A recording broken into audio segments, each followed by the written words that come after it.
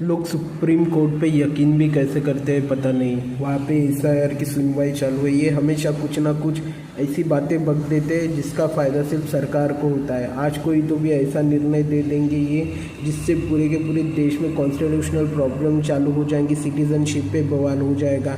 Government को ये भी नहीं समझ में आता, सुप्रीम कोर्ट को ये भी नहीं समझ में आता 1990 या 2000 तक देश की जो लिटरेसी थी वो 63% थी, जहाँ पे 40% 50% वुमेन की लिटरेसी थी।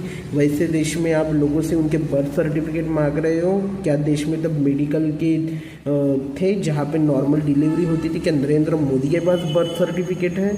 क्या नॉर्मल जो पुराने लोग हैं उनके पास बर्थ सर्टिफिकेट है? आज ये चाहे चले जाए और पूछ ले कि है या नहीं, और अगर नहीं है तो ये देश का नागरिक नहीं है। क्या चूतिया समझ बैठे हो?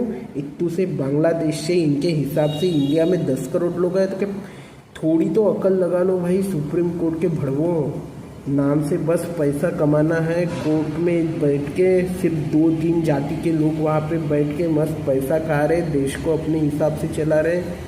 That is the shameful thing. तुम्हारे लिए कुत्तों के लिए टाइम है, तुम्हारे लिए अमीरों के केसेस के लिए टाइम है, लेकिन जिन इंसान की कॉन्स्टिट्यूशन का जो फंडामेंटल राइट है उसके लिए तुम ऐसे चूतिया जैसे बातें कर रहे हो और फिर कंटेम्प्ट ऑफ कोर्ट लाते हो हर इंसान पे। अरे थोड़ी तो शर्म रखो। सिर्फ कंटेम्प्ट के वजह से तुम जिंदा हो, वरना कोई तुम्हें मानता नहीं। सिर्फ पीछे गालियाँ देता है। सुप्रीम कोर्ट हो या कौन सा भी कोर्ट हो, दूसरे 2 कोर्ट तो मर चुके हैं वैसे भी, डिस्ट्रिक्ट कोर्ट हो, हाई कोर्ट, और ये अब तुम भी मरने जा रहे हो। अगर तुम खत्म हो गए देश में सब कुछ खत्म हो गया।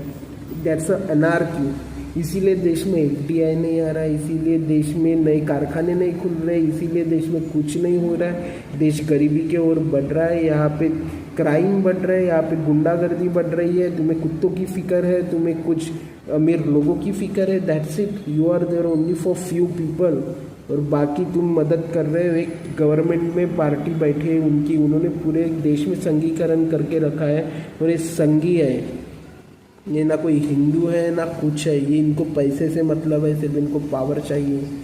It's a shame.